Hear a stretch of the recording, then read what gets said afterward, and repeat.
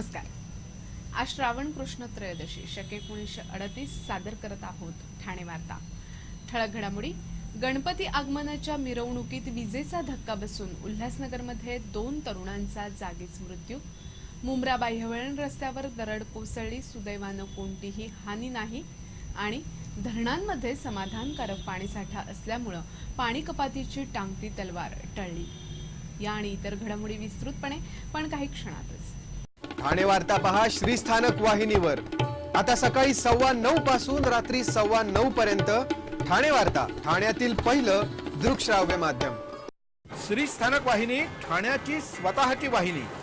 ठाण्यातील घडामोडी, कार्यक्रम, वादविवाद, अगदी गाणी, नाटक याचा आनंद घर बसल्या पहा श्रीस्थानक वाहिनी। आपल्या ठाण्याचं हक्काचं व्यासपीठ श्रीस्थानक वाहिनी। ठाणे वार्ता आता संकेतस्थळावर देखील ठाणेवार्ता.com वर क्लिक करा आणि ठाण्याच्या घडामोडी जाणून घ्या। ठाण्यातील पहिलं ऑनलाईन माध्यम ठाणेवार्ता.com। नमस्कार मंडळी, दर रविवारी पाहायला विसरू नका। नमस्कार मंडळी, आपल्या प्रश्नांचं थेट उत्तर। ठाणे वार्ता पहा श्रीस्थानक वाहिनीवर। आता सकाळी 9:15 पासून रात्री 9:15 पर्यंत ठाणे वार्ता, ठाण्यातील पहिलं दृकश्राव्य माध्यम। गणेशोत्सवामध्ये उत्साहाचं वातावरण असतं, मात्र उल्हासनगरमध्ये या उत्सवावर अवकळा पसरली आहे। गणेश आगमन मिरवणुकीमध्ये 2 युवकांना विजेचा धक्का बसून जागीच मृत्यू होण्याची दुर्दैवी घटना घडली आहे। उल्हासनगर 3 मधील सेक्शन 17च्या जय माता दी मित्रमंडळाच्या गणेश मूर्तीचं काल रात्री भक्तिभावानं आगमन होत होतं। 15 फूट उंचीची गणेश मूर्ती ट्रॉलीमधून नेली जात असताना बांबूच्या सहाय्यानं विद्युत वाहिन्यांचा अडथळा दूर करून ही मिरवणूक सुरू होती। त्याचवेळी पाऊस सुरू असल्यामुळे गणेश मूर्ती भिजू नये यासाठी त्यावर प्लास्टिक अंथरण्यात आलं होतं। मात्र अचानक विद्युत वाहिनीचा स्पर्श होऊन पूर्ण मूर्तीमध्ये वीज प्रवाह खेळला गेला आणि मूर्तीचा तोल सांभाळण्यासाठी उभ्या असलेल्या हितेश सचदेव आणि हरेश तलरेजा या दोघांचा विजेचा धक्का लागून जागीच मृत्यू झाला।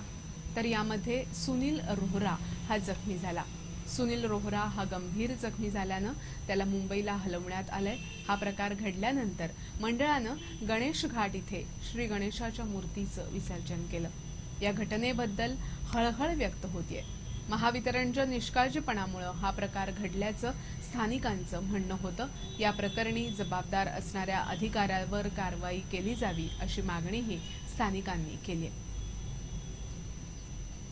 आज पहाटेच्या सुमारास मुंब्रा बाह्यवळण रस्त्यावरील रेहमानिया रुग्णालयाजवळ एक मोठी दरड कोसळली। सुदैवानं यामध्ये कोणतीही जीवितहानी झाली नाही। डोंगरावरून कोसळत ही दरड थेट खाली रस्त्यावर आली। सुदैवानं रात्रीची वेळ असल्यामुळे या ठिकाणी फारशी वर्दळ नव्हती, त्यामुळे कोणताही गंभीर प्रसंग निर्माण झाला नाही। मात्र दरड रस्त्यावर कोसळल्यामुळे या परिसरात वाहतूक कोंडी झाली होती। डोंगरावरून ही दरड कोसळत असताना त्याच वेळी तिथून एक ट्रेलर चालला होता। या ट्रेलरवर या दरडीचा काही भाग कोसळला, मात्र सुदैवानं या ट्रेलरचा चालक आणि क्लीनर यातून सुखरूप बचावले। वाहतूक शाखेचे पोलीस आणि ठाणे महापालिकेच्या आपत्ती व्यवस्थापन पथकानं त्वरित धाव घेऊन रस्त्यावर पडलेली दरड बाजूला करून रस्ता मोकळा करण्याचा प्रयत्न सुरू केला, तर वाहतूक पोलिसांनी या मार्गावरील वाहतूक इतरत्र वळवली। यंदाच्या मोसमात चांगला पाऊस झाल्यामुळे आता पाणी टंचाईची टांगती तलवार दूर झाली आहे। ठाणे आणि आजूबाजूच्या परिसराला भातसा आणि बारवी धरणांमधून पाणी पुरवठा केला जातो। सध्या या दोन्ही धरणांमध्ये 90% अधिक पाणीसाठा आहे। भातसा धरणाची पाणी साठवण्याची क्षमता 942 दशलक्ष घनमीटर असून सध्या या धरणात 865 दशलक्ष घनमीटर पाणीसाठा आहे। टक्केवारीत पाण्याचा साठा हा 92% आहे। बारवी धरणाची क्षमता 236 दशलक्ष घनमीटर असून सध्या या धरणामध्ये 235 दशलक्ष घनमीटर पाण्याचा साठा आहे, म्हणजे धरण 99% भरलेलं आहे। अवयव निकामी झालेल्या रुग्णांना आवश्यक असलेले अवयव मिळाल्यास त्यांना पुनर्जीवन मिळू शकतं। अवयव दानासारखे पुण्य नाही, तरी गरजू रुग्णांना नवजीवन देण्यासाठी अवयव दान करण्याकरता पुढे येऊन हे अवयव दान अभियान यशस्वी करावं असं आवाहन पालकमंत्र्यांनी केलं। अवयवदान जागृतीसाठी जिल्हा रुग्णालयापासून एक मिरवणूक काढण्यात आली होती. या मिरवणुकीची सुरुवात पालकमंत्र्यांच्या हस्ते झाली. सध्या देशामध्ये 5 लाख मूत्रपिंड, 50,000 यकृत आणि 2,000हून अधिक हृदयविकार रुग्णांना या अवयवांची गरज असून 12,000पेक्षा अधिक रुग्ण यासाठी प्रतीक्षेत आहेत, असं त्यांनी सांगितलं. अवयवदान अभियानाच्या जनजागृतीसाठी काढण्यात आलेल्या मिरवणुकीत बेडेकर महाविद्यालय, ज्ञानसाधना महाविद्यालय, NKT महाविद्यालय अशा विविध महाविद्यालयातील विद्यार्थी सहभागी झाले होते. अवयवदानासाठी www.dmer.org या संकेतस्थळावर नोंदणी करता येणार आहे. ठाणे वार्ता पहा श्रीस्थानक वाहिनीवर. आता सकाळी 9:15 पासून रात्री 9:15 पर्यंत ठाणे वार्ता, ठाण्यातील पहिलं दृकश्राव्य माध्यम. आपला परिसर स्वच्छ आणि सुंदर ठेवण्यासाठी ठाणे महापालिकेत सहकार्य करा. ओला सुका कचरा वेगवेगळा जमा करा आणि रोगराईपासून मुक्तता मिळवा. ठाणे वार्ता आता संकेतस्थळावर देखील ठाणेवार्ता.com वर क्लिक करा आणि ठाण्याच्या घडामोडी जाणून घ्या. ठाण्यातील पहिलं ऑनलाईन माध्यम ठाणेवार्ता.com. डॉक्टर आणि रुग्णांचं पिढ्यानपिढ्यांचं जिव्हाळ्याचं नातं म्हणजेच डॉक्टर बेडेकर हॉस्पिटल. आता अत्याधुनिक सोयी सुविधा आणि तंत्रज्ञानयुक्त वंध्यत्व निवारण केंद्रात IVF आणि टेस्ट ट्यूब बेबीची ही सुविधा. डॉक्टर बेडेकर हॉस्पिटल, महर्षी कर्वेपथ, ठाणे. 65 वर्षांची निरंतर सेवा. ठाणे वार्ता पहा श्रीस्थानक वाहिनीवर. आता सकाळी 9:15 पासून रात्री 9:15 पर्यंत ठाणे वार्ता, ठाण्यातील पहिलं दृकश्राव्य माध्यम. राष्ट्रवादी काँग्रेस पार्टी आयोजित जिल्हास्तरीय कार्यकर्ता मेळावा. प्रमुख उपस्थिती विधिमंडळ पक्षनेते अजित पवार, प्रदेशाध्यक्ष सुनील तटकरे, विरोधी पक्षनेते धनंजय मुंडे आणि इतर. स्थळ गडकरी रंगायतन. 31 ऑगस्ट संध्याकाळी 4 वाजता. बिल्डर आणि व्यावसायिकांना खंडणीसाठी धमकावणं तसंच उल्हासनगरमधील व्यावसायिकावरील गोळीबार प्रकरणी ठाणे खंडणी विरोधी पथकानं सुरेश पुजारी याच्या वडिलांची आणि बहिणीची कसून चौकशी केली. मात्र कुटुंबियांनी सुरेश पुजारीशी आपला कुठल्याही प्रकारे संपर्क नसल्याचं पोलिसांना सांगितलं.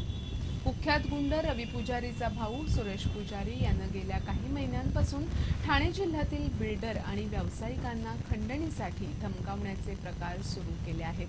कल्याण, डोंबिवली, उल्हासनगर, बदलापूर भागातील अनेक बिल्डर आणि व्यावसायिकांना सुरेश पुजारी यानं खंडणीसाठी धमकी दिल्याचे गुन्हे दाखल करण्यात आले आहेत. तर उल्हासनगरमधील एका व्यावसायिकावर गोळीबार केल्याप्रकरणी सुरेश पुजारी पोलिसांच्या रडारवर आहे. ठाणे खंडणी विरोधी पथकानं पुजारीच्या 4 हस्तकांना नुकतीच अटक केली होती. त्यातून पुजारीच्या कुटुंबियांचं नाव पुढे आलं होतं. त्या अनुषंगानं खंडणी विरोधी पथकानं सुरेश पुजारीचे वडील आणि बहिणीची कसून चौकशी केली.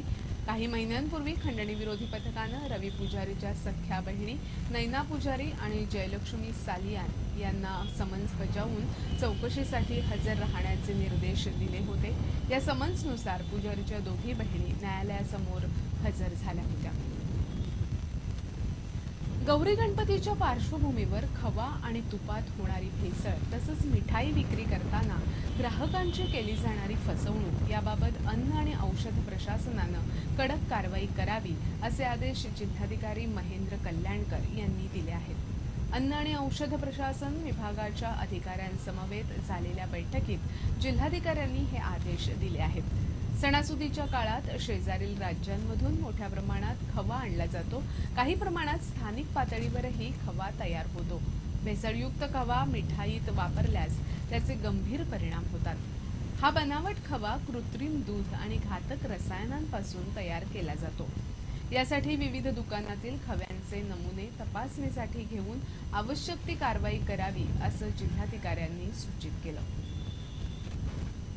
हावरे सिटी संकुलामधील नागरिकांना नागरी मूलभूत सुविधा मिळाव्यात या मागणीसाठी हावरे सिटी रहिवासी वेलफेअर असोसिएशन तर्फे महापालिकेसमोर निदर्शनं करण्यात आली. हावरे सिटी संकुलामध्ये 2013 पासून सुमारे 5 ते 6 हजार नागरिक वास्तव्याला आहेत. महापालिकेचे आवश्यक ते सर्व कर ठरून देखील कोणत्याही मूलभूत सुविधा येथे राहणाऱ्या रहिवाशांवर अन्याय होत असल्याचं येथील रहिवाशांचं म्हणणं आहे. हावरे सिटी संकुलाकडे जाण्याकरता साधा रस्ताही उपलब्ध नाही. कच्च्या रस्त्यावरूनच रहिवाशांना ये-जा करावी लागते. महापालिकेकडून होणारा पाणीपुरवठा कमी दाबानं आणि कमी वेळेत येत असल्यानं अपुरा पाणीपुरवठा होतो. हावरे सिटी संकुलातील सिवरेज ट्रीटमेंट प्लांट सध्या गेल्या 1 महिन्यापासून बंद आहे. यामुळेही रहिवाशांची गैरसोय होते. गेली 3 वर्ष हावरे सिटीतील रहिवासी अनेक गैरसोयींचा सामना करत असून या संकुलाला मूलभूत नागरी सुविधा उपलब्ध करून द्याव्यात या मागणीसाठी येथील रहिवाशांनी महापालिकेसमोर निदर्शनं केली. दरवर्षीप्रमाणे याही वर्षी आम्ही घरगुती गणपतींपुढील सजावट दाखवणार आहोत. सजावट दाखवताना सजावटीमागची कल्पना, त्यासाठी लागणारं साहित्य, सजावटीसाठी आलेला खर्च विचारात घेऊन ती दाखवायची की नाही याचा निर्णय घेतला जाईल. आपली सजावट दाखवण्यासाठी आपण आमच्या 8097002222 या व्हॉट्सॲप क्रमांकावर आपलं नाव, पत्ता आणि गणपती किती दिवसांचा याची माहिती कळवावी.